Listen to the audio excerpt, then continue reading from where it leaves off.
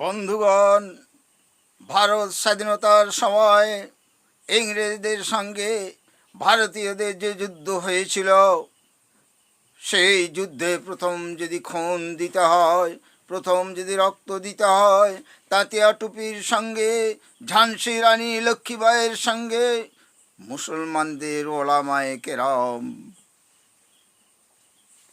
ইংরেজ সেনাবাহিনীতে ভারতীয়দের যোগ দেওয়া হারাম, অবৈধ ঘোষণা করেছিল কারা? মুসলমানদের ওলামায়ে কেরাম।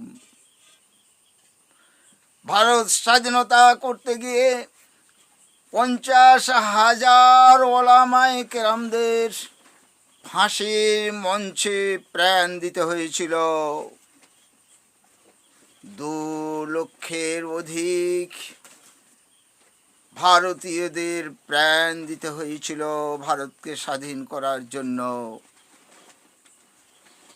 ভারত স্বাধীনতার সময় ইংরেজদের সঙ্গে ভারতের যে লড়াই হয়েছিল, সেই লড়াইয়ে প্রথম খুন যদি দিতে হয়, মুসলমান ওলামায়ে কেরামরাই দিয়েছিলেন। ঝাঁসির রানী লক্ষ্মীবাইয়ের সঙ্গে, তাঁতিয়া টুপির সঙ্গে 50,000 ওলামায়ে কেরাম ভারত স্বাধীনতার জন্য ফাঁসির মঞ্চে প্রাণ দিয়েছিলেন।